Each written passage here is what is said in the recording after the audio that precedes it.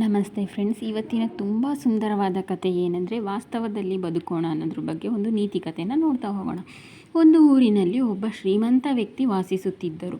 ಕೋಟ್ಯಾನುಕೋಟಿ ಬೆಲೆ ಬಾಳುವ ಭವ್ಯವಾದ ಮನೆಯನ್ನು ಕಟ್ಟಿಸಿದ್ದರು. ಅವರ ಮನೆಯ ಇನ್ನೊಂದು ಆಕರ್ಷಣೆ ಎಂದರೆ ವಿಶ್ವವಿಖ್ಯಾತ ಚಿತ್ರಕಾರನಿಂದ ಅದ್ಭುತವಾದ ದೊಡ್ಡ ಗಾತ್ರದ ಸೂರ್ಯನ ಚಿತ್ರವನ್ನು ಬರೆಸಿ ಮನೆಯ ಮುಂದೆ ನಿಲ್ಲಿಸಿದ್ದರು.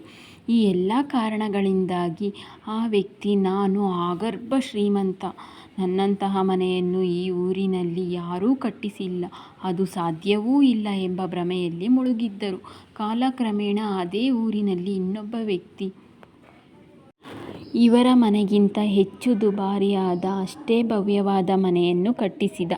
ಆದರೆ ಆತ ತಾನು ಅತ್ಯಂತ ಶ್ರೀಮಂತನೆಂಬ ಯಾವುದೇ ಭ್ರಮೆಯನ್ನು ಹೊಂದಿರಲಿಲ್ಲ. ವಾಸ್ತವದಲ್ಲಿ ಬದುಕುತ್ತಿದ್ದ.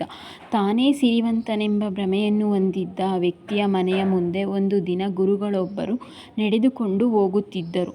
ಅವರನ್ನು ನೋಡಿದ ಆ ವ್ಯಕ್ತಿ ತನ್ನ ಭವ್ಯವಾದ ಮನೆಯನ್ನು ಅವರು ನೋಡದೆ ಹೋಗುತ್ತಿದ್ದಾರೆ ಎಂದು ಭಾವಿಸಿ, ದಯವಿಟ್ಟು ಮನೆಯ ಒಳಗಡೆ ಬನ್ನಿ ಗುರುಗಳೇ ಎಂದು ಕರೆದ. ಆಗ ಗುರುಗಳು ಮನೆಯನ್ನು ನೋಡಲು ಒಳಗಡೆ ಹೋದರು. ಅವರೊಂದಿಗೆ ಮಾತನಾಡುತ್ತಾ,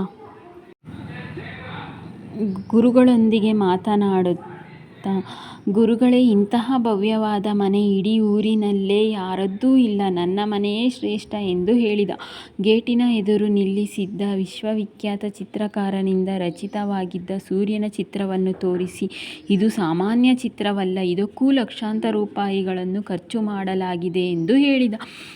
ಈ ಭ್ರಮೆಯ ಮಾತುಗಳನ್ನು ಕೇಳಿದ ಗುರುಗಳು, ಲಕ್ಷಾಂತರ ರೂಪಾಯಿ ಬೆಲೆ ಬಾಳುವ ನಿಮ್ಮ ಸೂರ್ಯನ ಚಿತ್ರಕ್ಕೆ ಸ್ವಂತ ಬೆಳಕಿದೆಯೇ? ರಾತ್ರಿಯ ಕತ್ತಲಿನಲ್ಲಿ ಬೆಳಕಿನ ಸಹಾಯವಿಲ್ಲದೆ ಇದನ್ನು ವೀಕ್ಷಿಸಬಹುದೇ ಎಂಬ ಪ್ರಶ್ನೆಗಳನ್ನು ಮುಂದಿಟ್ಟರು. ಆ ವ್ಯಕ್ತಿ ಉತ್ತರಿಸಲು ತಬ್ಬಿಬ್ಬುಗೊಂಡಿದ್ದನು. ನೋಡಿ ಗುರುಗಳು, ನೋಡಿ ಎಷ್ಟು ಲಕ್ಷ ಕೊಟ್ಟು ಸೂರ್ಯನ ಚಿತ್ರ ತೆಗೆಸಿದರೂ ಅದನ್ನು ರಾತ್ರಿ ನೋಡಬೇಕಾದರೆ ಅದಕ್ಕೆ ಒಂದು ಚಿಕ್ಕದಾದ ದೀಪವಾದರೂ ಬೇಕೇ ಬೇಕು. ಅದು ಸೂರ್ಯನಂತಹ ಚಿತ್ರವೇ ಹೊರತು ಅದು ನಿಜವಾದ ಬೆಳಕನ್ನು ಕೊಡುವ ಸೂರ್ಯನಲ್ಲ ಎಂಬುದನ್ನು ನೆನಪಿಟ್ಟುಕೊಳ್ಳಿ ಎಂದರು. ನಿಮ್ಮ ಸುಂದರವಾದ ಮನೆಯನ್ನು ಕಟ್ಟಲು ಸಾಧ್ಯವಾಗಿರುವುದು ಭೂಮಿಯಿಂದ. ನಿಮ್ಮ ಮನೆಯ ಮೇಲಿನ ಒಂದು ಭಾಗ ಮಾತ್ರ. ಭೂಮಿಯ ಮೇಲಿನ ಒಂದು ಭಾಗ ಮಾತ್ರ, ಇಡೀ ಭೂಮಿಯೇ ನಿಮ್ಮ ಮನೆಯಲ್ಲ ಎಂದರು. ಅಲ್ಲದೆ ಅದೇ ಊರಿನಲ್ಲಿ ಇದಕ್ಕಿಂತ ದೊಡ್ಡ ಮನೆಗಳಿರುವ ಬಗ್ಗೆ ಮನದಟ್ಟು ಮಾಡಿಕೊಟ್ಟು ಗುರುಗಳು ಭ್ರಮೆಯನ್ನು ಹೋಗಲಾಡಿಸುವ ಪ್ರಯತ್ನ ಮಾಡಿದರು. ನಮಗೆ ಎಲ್ಲವನ್ನೂ ಕೊಟ್ಟಿರುವ ನಿಸರ್ಗ ಕೂಡ ಯಾವತ್ತೂ ಯಾವ ವಸ್ತುವನ್ನು ನನ್ನದು ಎನ್ನದಿರುವಾಗ ನಾವೇಕೆ ನನ್ನದು ಎಂಬ ಭ್ರಮೆಯಲ್ಲಿ ಜೀವನ ಕಳೆಯುವುದು? ಈ ಭ್ರಮೆಯನ್ನು ಬಿಟ್ಟು ವಾಸ್ತವದಲ್ಲಿ ನೆಲೆಸೋಣ.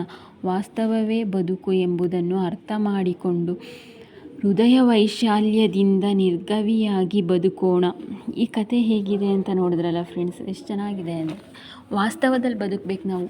ನನ್ನಂಥ ಆಗರ್ಭ ಶ್ರೀಮಂತನೇ ಯಾರೂ ಇಲ್ಲ, ನನ್ನಂಥ ಮನೆಯನ್ನು ಈ ಊರಿನಲ್ಲಿ ಯಾರೂ ಕಟ್ಟಿಸಿಲ್ಲ, ನಾನೇ ಶ್ರೇಷ್ಠ, ನನ್ನಂಗೆ ಯಾರೂ ಕಟ್ಟಿಸಿಲ್ಲ, ನಂತರ ಯಾರೂ ಮನೆಯನ್ನೇ ಕಟ್ಟಿಸಿಲ್ಲ, ಇಡೀ ಊರಿಗೆ ನಾನೇ ಶ್ರೇಷ್ಠ ಅಂತ ಅಂದ್ಕೊಂಡಿರ್ತಾನೆ. ಅವನು ಇಡೀ ಊರಿಗೆ ಶ್ರೇಷ್ಠ ಆಗಿರ್ಬೋದು, ಇಡೀ ಊರಲ್ಲಿ ಅವನ ಮನೆ ಥರ ಯಾರೂ ಕಟ್ಟಿಸದೇ ಇರ್ಬೋದು. ಆದರೆ ಪ್ರಪಂಚ ತುಂಬಾ ವಿಶಾಲವಾಗಿದೆ.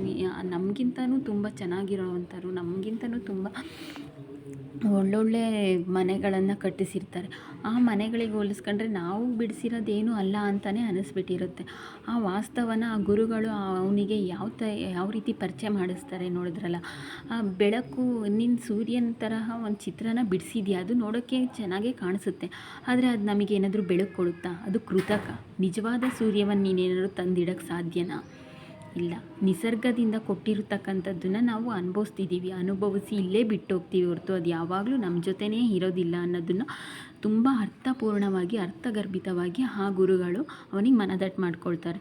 ಅವನು ಆ ಗುರುಗಳು ಹೇಳಿದ ಮಾತಿಗೆ ಏನೂ ಉತ್ತರಿಸೋಕ್ಕಾಗದೆ, ಹೌದು ಗುರುಗಳು ಹೇಳಿದ ನಿಜ ಅಲ್ವಾ, ಇದೇ ಅಲ್ವಾ ವಾಸ್ತವ ಅಂತ ತಿಳ್ಕೊಂಡು, ನಾನು ಇನ್ಮೇಲೆ ಆಗರ್ಭ ಶ್ರೀಮಂತ ಅನ್ನೋದನ್ನು ಮರ್ತು ಸರ್ವೇ ಸಾಮಾನ್ಯರಲ್ಲಿ ನಾನು ಒಬ್ಬ ಸಾಮಾನ್ಯ ಮನುಷ್ಯ ಅಂತ ಅಂದ್ಕೊಂಡು ಬದುಕೋಣ ಅಂತ ಆ ಥರ ಬದುಕ್ತಾನೆ. ನೀವು ಇದೇ ಥರದ ಕಥೆಗಳನ್ನು ನೋಡಬೇಕು ಅಂದರೆ ನನ್ನ ಚಾನಲ್ನ ಸಬ್ಸ್ಕ್ರೈಬ್ ಮಾಡಿ. ವಂದನೆಗಳು.